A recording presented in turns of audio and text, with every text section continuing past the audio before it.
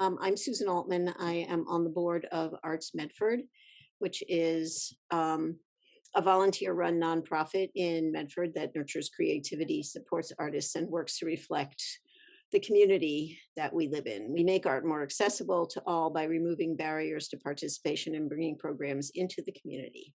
I want to welcome you to Arts After Dark, a series of virtual events put on by MARV, the Medford Arts Resource Vehicle. MARV is an art center on wheels, typically bringing supplies and inspiration to local neighborhoods. During the pandemic, we started a virtual series, and this is part of it. We are sort of becoming much more hybrid toward the end of this season. We're going to do some in-person things and some splits things that are half Zoom, half live. But this one just doesn't seem to lend itself to live. So Gary is all virtual. Arts After Dark is supported in part by a grant from the Medford Arts Council, a local commission that is supported by the Massachusetts Cultural Council and the City of Medford, as well as by ArtsAlive Medford Foundation, Tufts Community Grants, the Massachusetts Cultural Council, and several generous individuals. Before we get started, I also want to acknowledge that Medford is part of the traditional and ancestral homeland of the Pawtucket, Wampanoag, and Massachusetts peoples. The Mystic River is a modified form of the Algonquin name Missatook, meaning Great Tidal River. This acknowledgement offers recognition and respect to the original caretakers of this land and their descendants today, especially since the Indigenous history of our region has largely been erased for the last 400 years.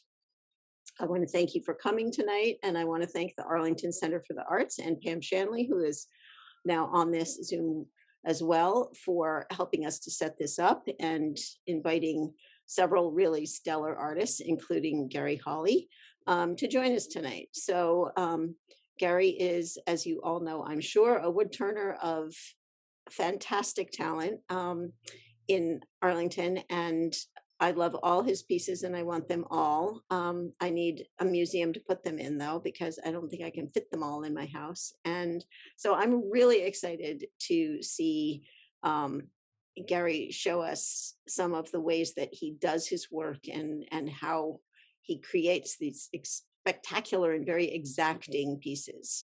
So Gary, what are we seeing here? Okay, well, I had an introduction to this, but what we're seeing is me doing some pyrography, which, as you can see, the pyrography pen looks like an old-fashioned fountain pen, except the tip of it, this is electric, you can't see the connection, the tip of it is wicked hot. So as I touch it to the wood, it's actually searing a line about 1 millimeter deep into the wood. And that serves two purposes. One is, obviously, it delineates the design for me in very straight line fashion. But also, more importantly for me, it makes that 1 millimeter groove deep into the wood so that when I try to add color to it, the ink from the color pen won't be carried through the fibers of the wood, because that pen has created a stop in the wood so that the color runs to that stop and then stops right there. Otherwise, the capillary action of the wood, particularly when I'm going across the grain, will carry the color 2 or 3 millimeters into the wood and make a blurry line. So that's the advantage of using a pyrography pen, is not only does it make those sharp lines, but it creates a stop for the color. Okay, so can we go back to me for a second?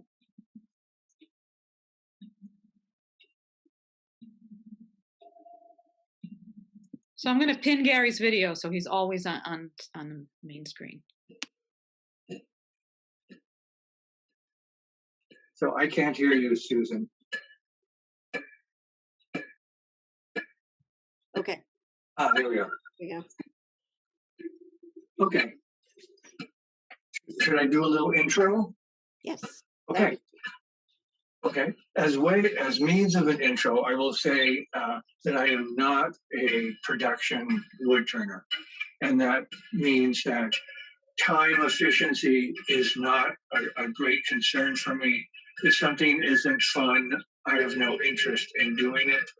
Um, there are things that I do that are very time consuming that were I a production person, I would not do them, but I'm not, so I have that luxury.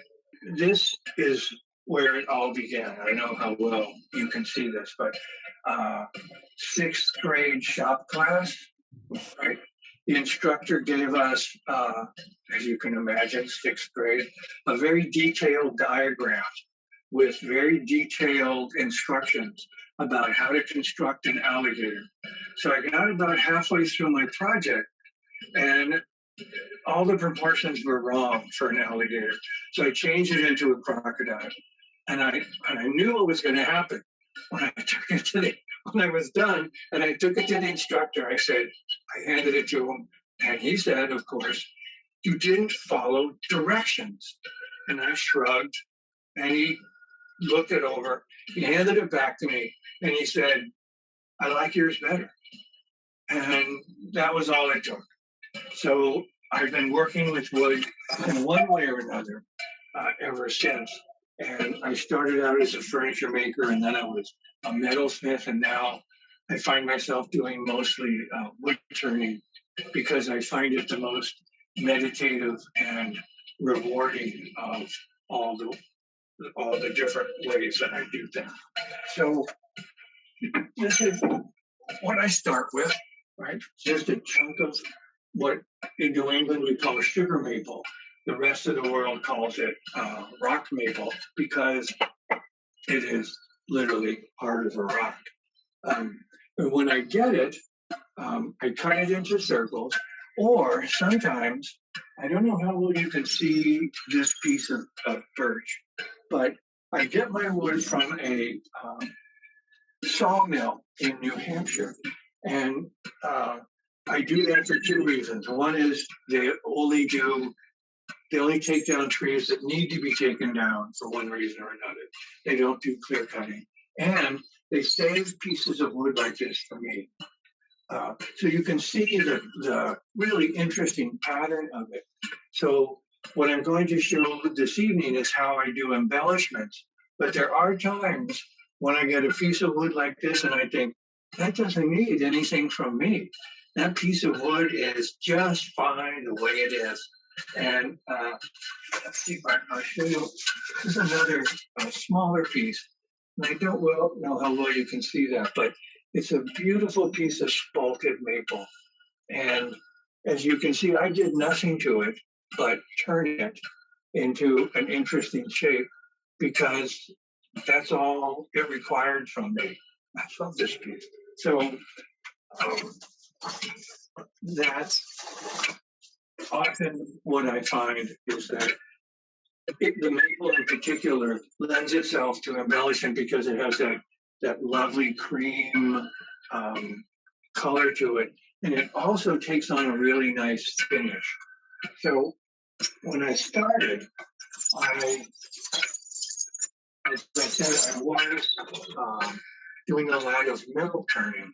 And some of my first work involved adding turquoise in particular to my work. So this is a piece of maple with turquoise, freeform turquoise slabs in it, set with silver sterling pins, right?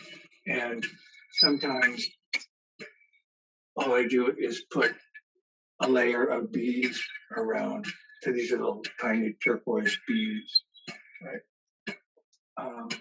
Other times, I get a little more complicated, and this is a jigsaw puzzle bowl, and the pieces are literally pieces, and they're held in place with rare earth magnets. And the reason for that, instead of gluing them in, is because the wood is, of course, organic. And especially in New England, it changes shape and size from the summer to the winter.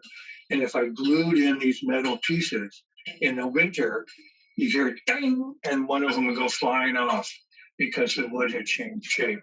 So within magnets, obviously everything shifts around as it needs to, right? As we all do. Right? This piece again has a silver collar of amethyst and sterling silver, and then in the top I put in some very small amethyst stones. And when I finished it, I thought, that doesn't look right. Those stones look like they just got lost in the top. So I have to figure out a way, that's a little better light. I have to figure out a way to add some kind of scallop or a lotus blossom shape to delineate the stones a little bit. I think if I do that, it'll look nice. At the moment, just looks like it's half finished, which is what it is. So can we show that?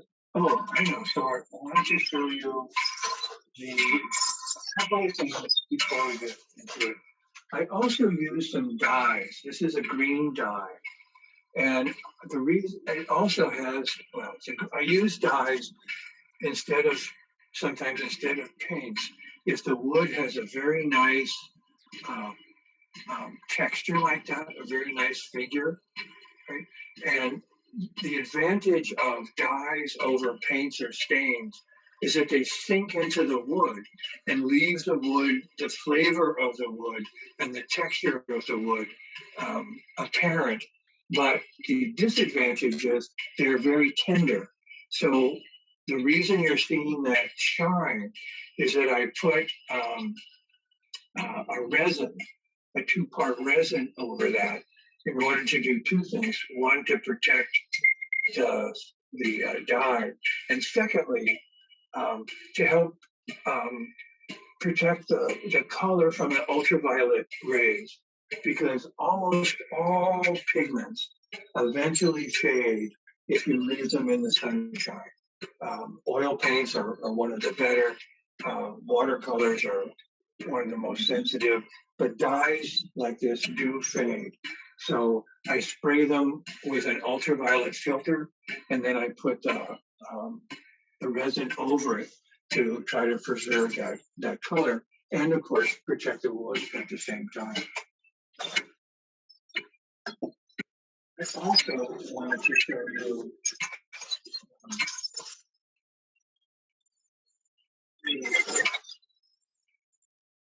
potentially how I do the stain, because it just takes too long. And it's the same with these metal reactive paints. These are paints that contain the brown, as you can imagine, is iron. The blue-green is actually bronze, little tiny particles. And then, so I coat it with a paint containing those. And then I add an oxidizing agent, which is a long word for something that causes rust. And overnight, the piece literally rusts and reveals that kind of patina. The reason I can't show it to you is it takes overnight. And secondly, I have absolutely no control over it. So I put the paint on and I spray it and it does what it wants to do. And I'm comfortable with that. Right? Good thing.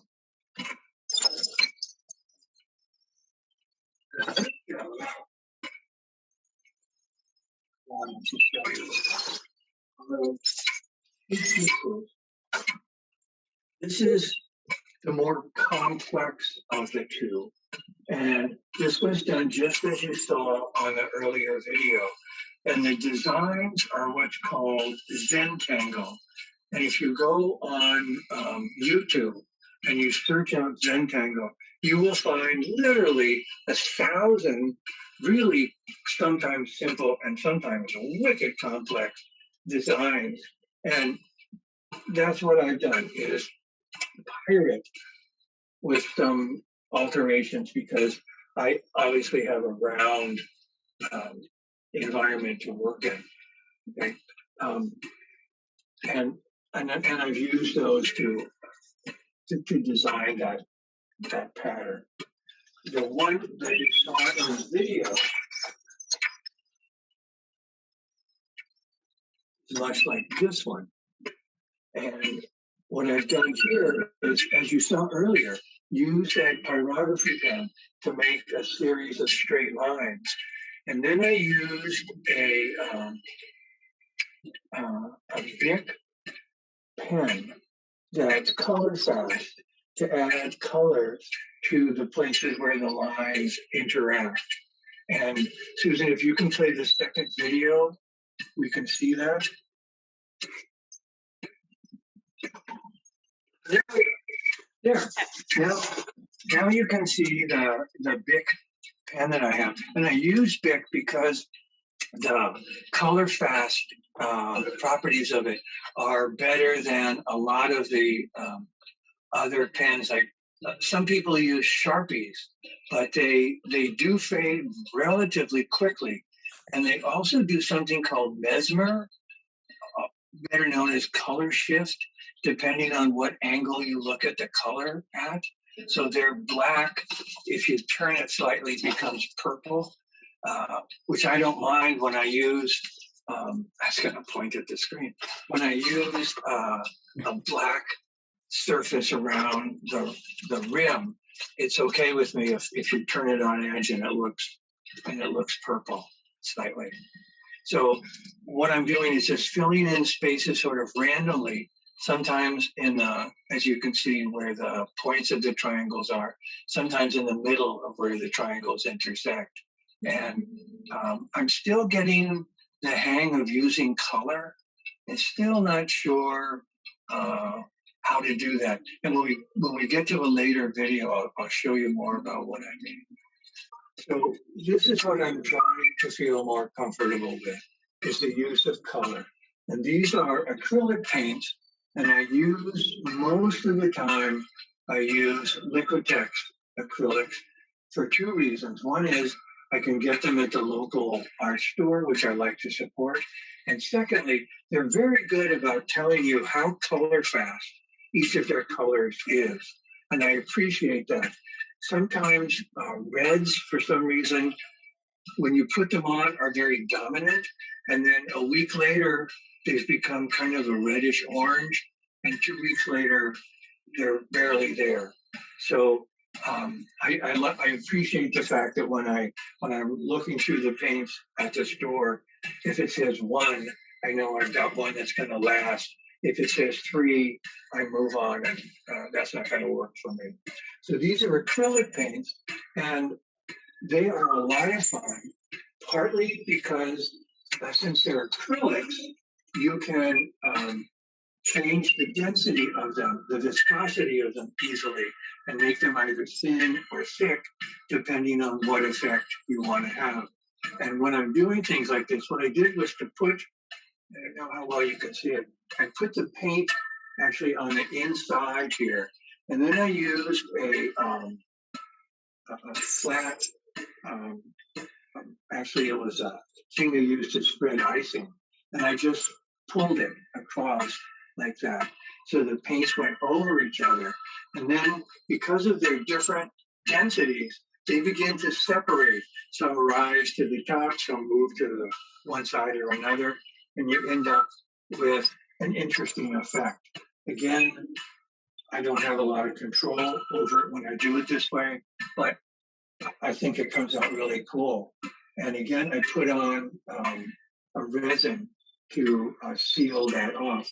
I don't make cutting boards or salad bowls, so I'm not fanatic about food safe, but I don't want anything that's not food safe. So the resin is very good.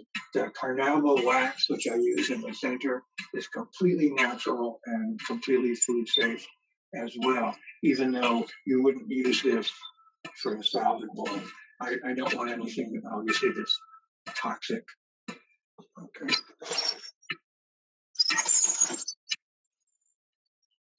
what it looks like in mid-structure.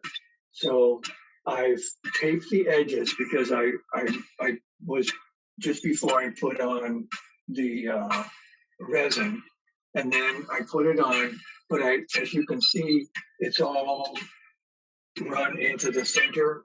So I will attach this to the lathe behind me, this puppy, right? I will attach to the lathe using this recess and turn this again and cut off all of this edge and re-hollow the center and take that out. And then I'll finish the center with countable wax, which is incredibly hard and durable.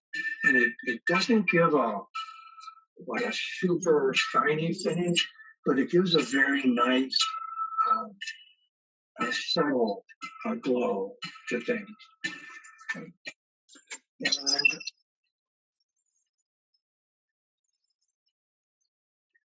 like for the coating that I put on it, and you can see what the resin does is to reflect the light back and forth inside, so the colors really jump out when they've been treated that way. And I happen to like, the reason I didn't do that on this one is I happen to like the way it looks, just the way it is, sort of a fall conglomerate of colors. And I think probably I'll just put some shellac on that and leave it just the way it is. That came out nicely.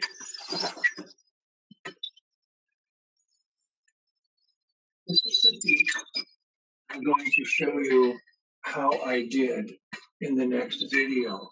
And this was 4 round things of concentric circles of color. And I'll show you, if Susan will play the next video, I'll show you how I did that. And these are the trees. For some reason, I like gnarly trees. They speak to me in ways that I'm not sure why, but they do. So she was about to show the pyrography pen that I used to do that, which is different from the one with the point. So you can see, I hope, that the pen I'm using is quite different from the one before. It has a rounded end, and I can use it almost like a regular pen and draw, again, still very hot. You can also see that this is a piece of ambrosia maple, and the stripes I'll explain to you in a minute, but you can see the ones in the bottom of the bowl of the plate I've delineated with black ink, and the ones at the top I haven't. And you can see what a dramatic difference it makes just to highlight those colors, makes them really jump out. And the ambrosia maple is caused by the presence of the ambrosia beetle, which gets inside the wood, and then as the fungus grows following the beetles, it leaves all that color in those lines. Why don't we go on to the next video, which is a strange one, I admit. When I'm adding, I'm trying to have more fun with color, as I was saying before. So what I do is I go on YouTube and I think, do you see anything fun here? And sure enough, there was something that I thought looked like fun. So this video is me having a good time with paint. So this is what you did, if you remember, in kindergarten, and you had to wear a little apron. Remember this? So I put the color on bubble wrap so that the contours of the wood will still contact the color. And it made a mess, as you'll see. This is a disaster. But just you wait, okay? All right, now I'm gonna slowly, okay, Gary, pick it up. There, okay. So all those paints now are squashed all over the surface of my bowl. Right? In a not particularly attractive fashion. But not to be deterred, watch this for a solution. A water balloon. Exactly what you thought was going to happen.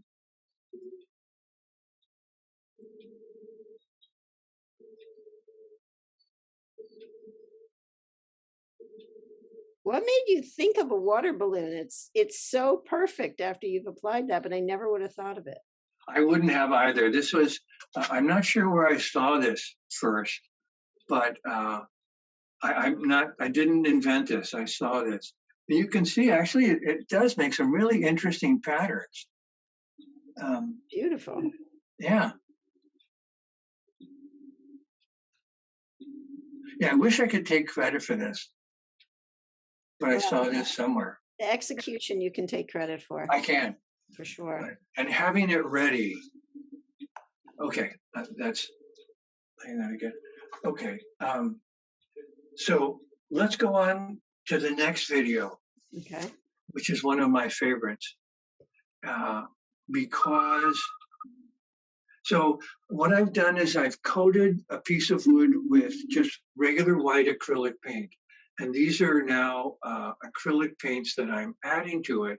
And I'm going to put different channels of color symmetrically on both sides. And the reason I'm doing this over the white paint is because if you try to make paint move over wood, it'll get stuck and it won't move readily, right? So, oh no, this is not that. Okay, this is something different. This is the one I showed you earlier. This is the one I'm going to do with a, remember when we played pickup sticks? Pickup sticks are incredibly useful. There I am. Okay. All I'm doing is moving the paints through each other, and I'm doing this over the white paint because that makes them move easily and smoothly so that the paint makes nice continuous lines rather than getting stuck and then starting and making uneven lines. And I'm sorry this is taking a while, but it gets more interesting in a few seconds. Oh. Did I go too far? Oh, that's perfect. How'd you do that? I just speeded ahead. That's perfect. Okay, now I could leave it that way, but that'd be no fun. So watch what happens now is I'm going to screw it up by running that down through the center. And you can see a new pattern emerge. And then I can do it again if I really feeling frisky. And a whole nother pattern will emerge.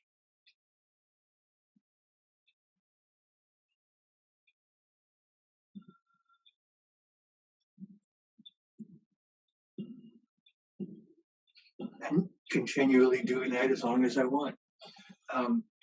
And this is what people do on oftentimes with marbling, except that they have the paint floating on a liquid surface instead of the paint sitting on other paint. Okay, so here's a similar situation. I've painted white paint on this, and I am limited because I only have maybe a 2-inch or at the most a 4-inch width of wood that I can work with. So I can't use techniques that other painters would use where if they were using a 10 by 24 canvas, because I'm limited. So my things have to be linear. They can be somewhat curved, but I have to keep them in a narrow band, which I'm going to do here, except that I'm going to use two tools, again, to draw the colors through each other. Only, as you can see, this one is symmetrical. So I'm going to do side by side things instead of across each other.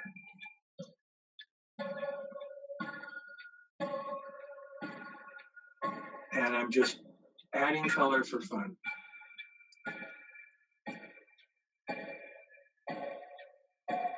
The thicker the paint, the more viscous the paint, obviously the less it moves. And now I'm going to use it. Oh, here we go. Oh, this is so cool.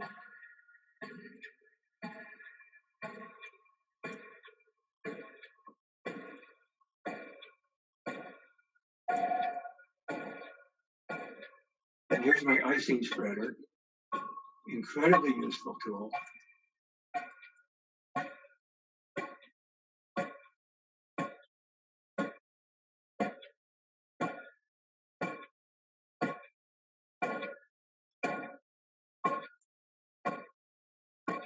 Okay, now I think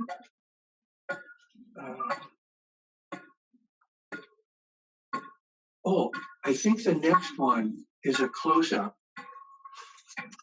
If we can do the next one. And I'll show you something interesting about it. I hope it shows up.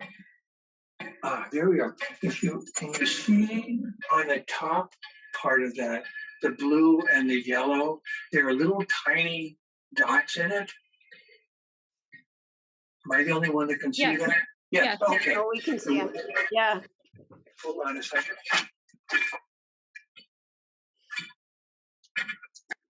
The way I did that was I used a kitchen torch. Give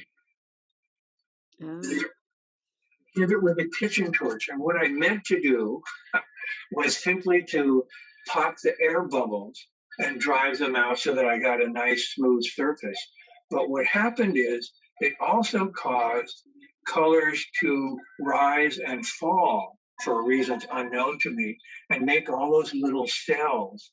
And then I discovered that this is actually a technique that people use all the time, except that they put silicone into their paint.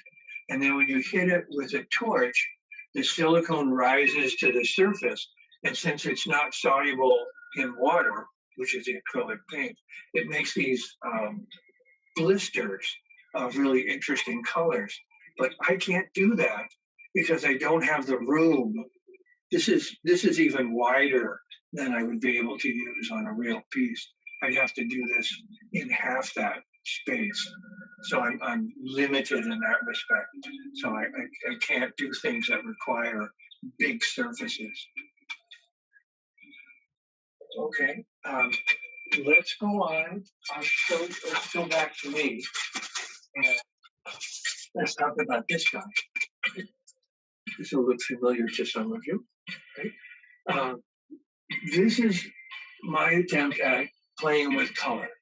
So what I did is to, as you can see, I painted the rim of this bowl shiny black enamel, and then I took relatively viscous paint and formed little circles, little what you call lozenges, right, on the surface, and let those dry 2 or 3 days.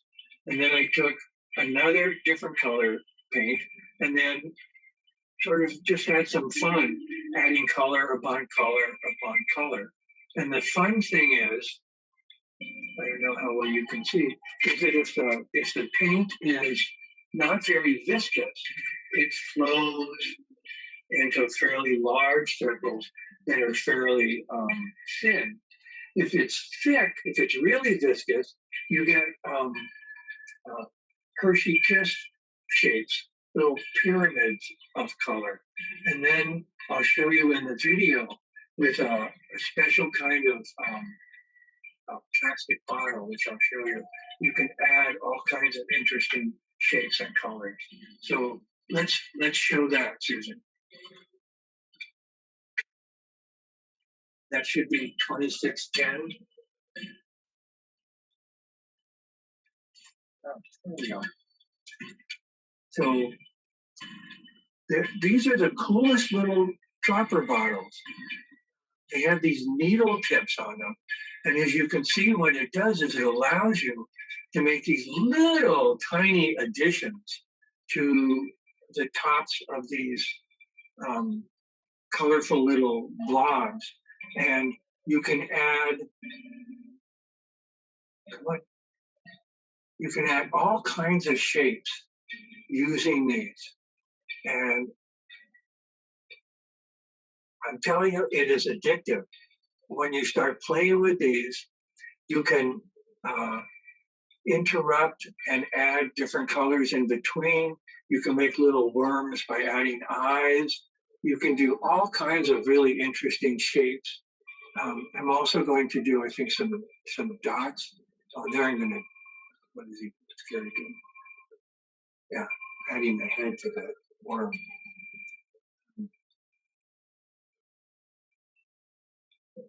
The disadvantage to these bottles is that the tips, the needle tip, is so thin that unless you wash it out right after you're done using it, and I mean right after you're done, within a couple of minutes, the paint and the tip hardens, and there's just no way to get it out.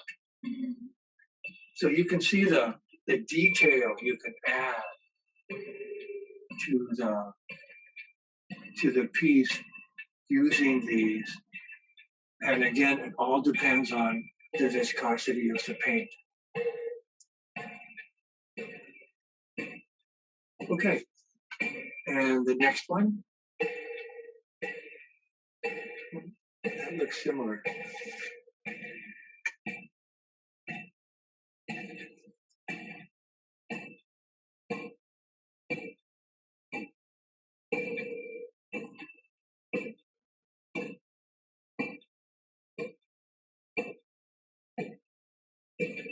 Oh, this is just showing how a lot of people dip things into the paint and then make dots with them by then touching whatever instrument they have to the surface of the piece that they're working on. I found it much easier to do and control to use these little bottles. They're not expensive, and it gives you much greater control. Okay, we don't need to see the rest of that. And the last one is a fun thing that I tried just to see what would happen. And it's, I'll let it speak for itself. It's a plastic cup with a whole bunch of paint in it. There you can see it.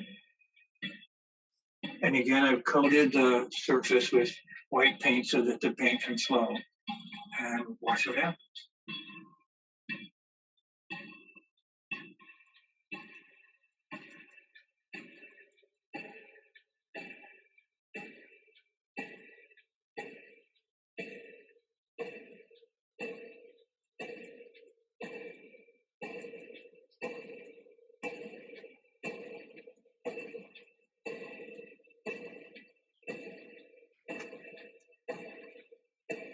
And again, if you're a control freak, this is not your cup of tea.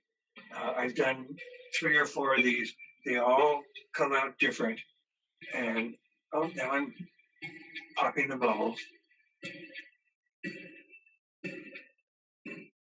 If, by the way, you're going to use a torch like that,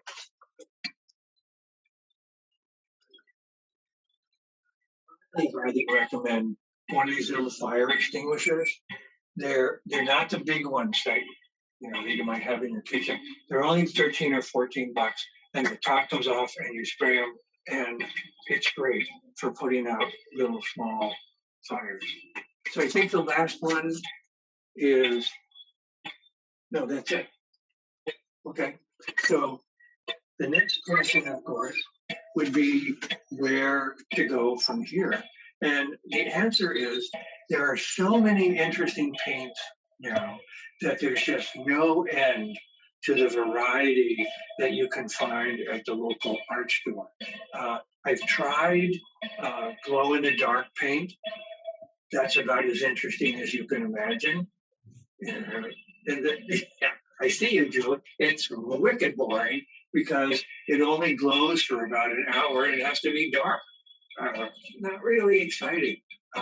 Ultraviolet paints are really cool if you have an ultraviolet lamp.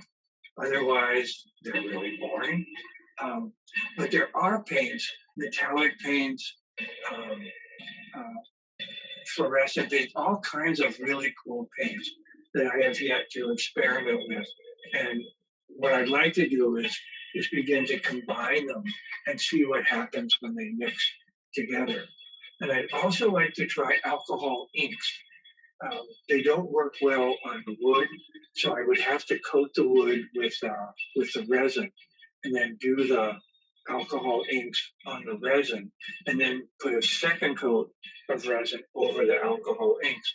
But I think that might look really cool. That's my next step. And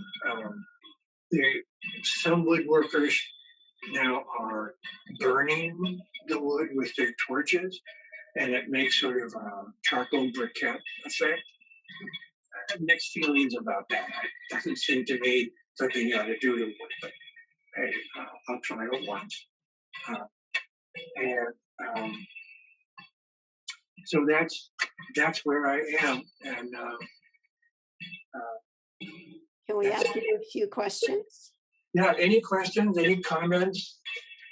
People have questions? Yes, go ahead. Unmute yourself.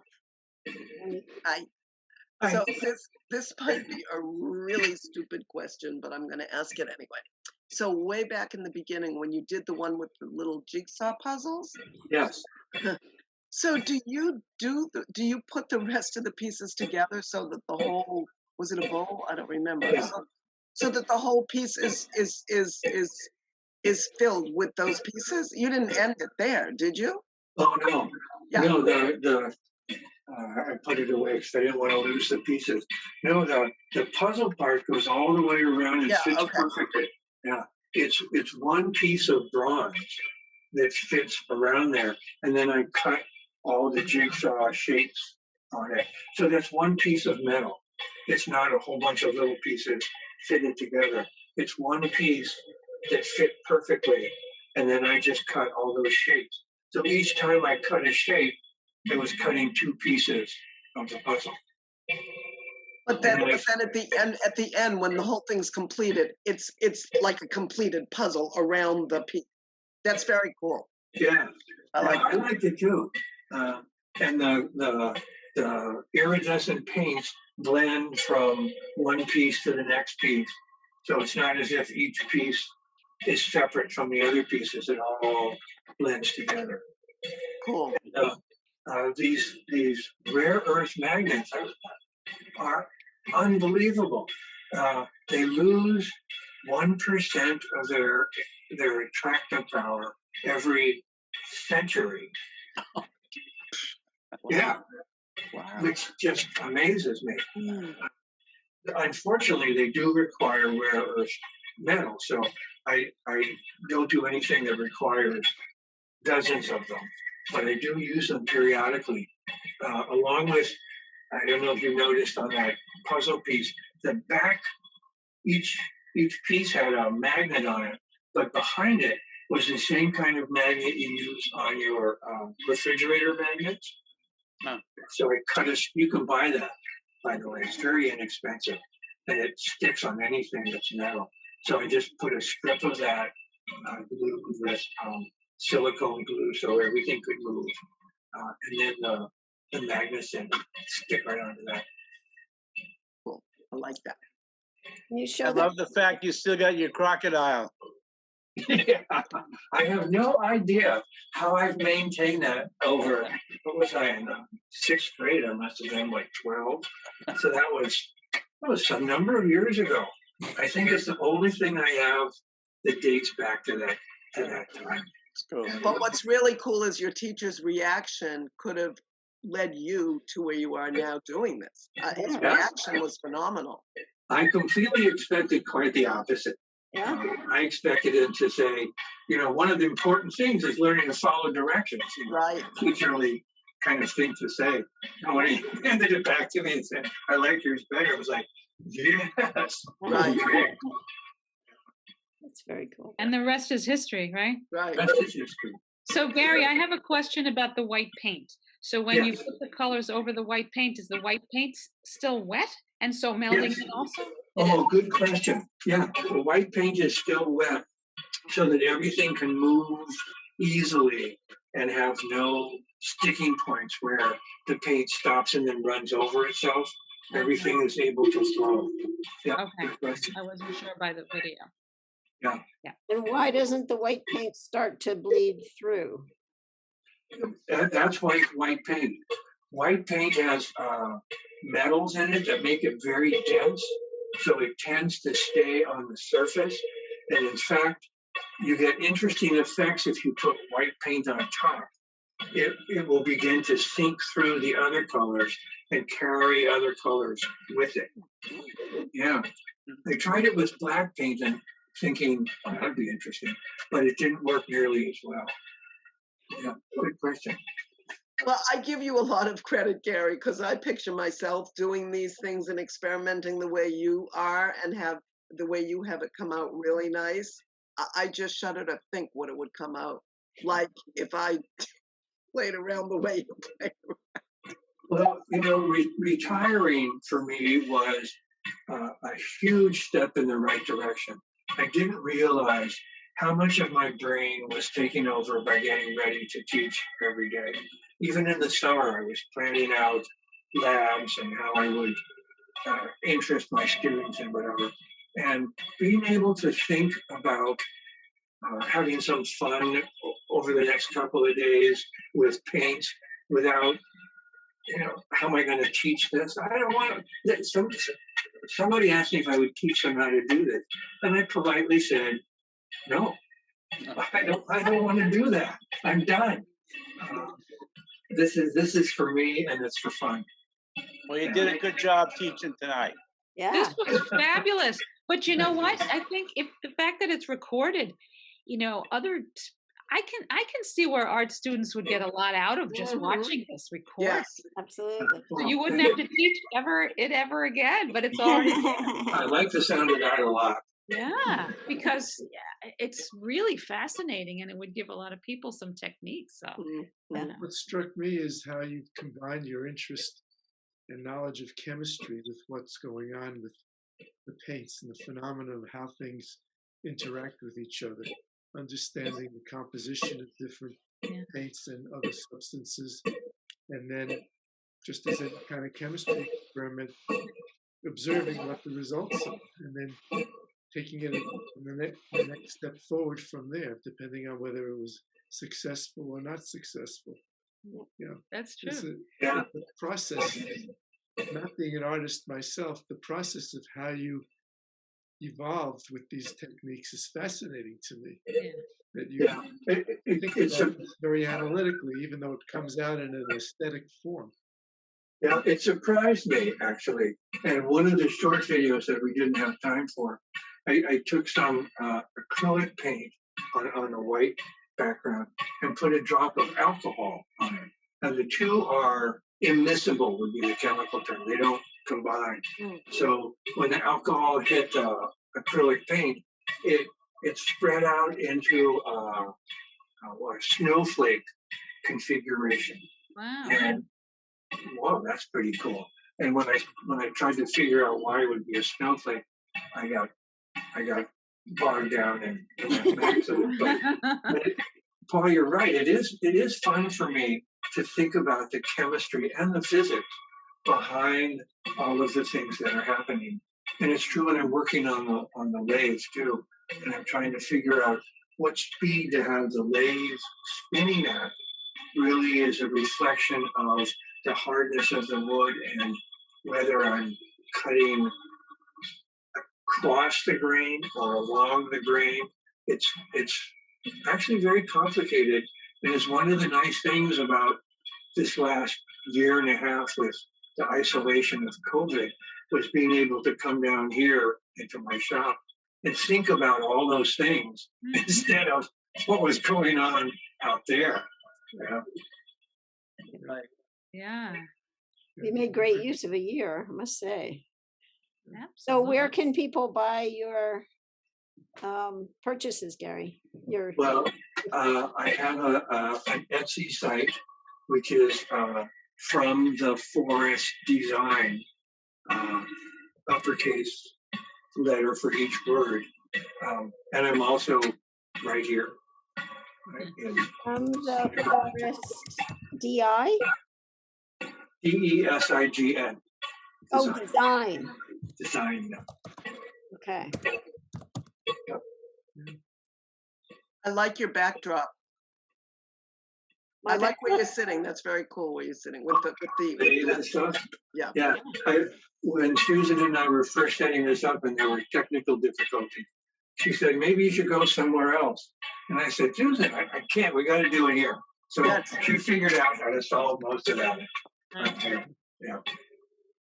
It's also cool that the stuff is that there's no mass production of it. You come up with some technique. You enjoy doing that.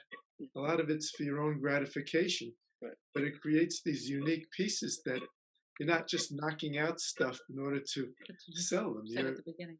Yeah, it's very clear you're doing it for your own gratification, but it's also very gratifying for anyone who purchases one of your works because there is a uniqueness about it too. Yeah, I did get a month ago. I did get my first commission from a lamp designer who wanted 8 pieces of ambrosia maple, exactly 7.5 inches in diameter, with an exact 42 millimeter hole in the center. And I thought, oh, my first commission. This is really exciting. Oh, what a horrible experience. Making 8 exactly the same pieces. It drove me nuts, but I committed to doing it. So I did it. And the lamp guy said, oh, and now could you do this? I said, this really isn't for me. And I thank you very much, but it's not going to work for me. Yeah. Well, you tried it and now you know. That's right. It's the only way to find out these things. Yeah. Well, thank you guys for coming. That was great. Really cool. This was fabulous. It was so good.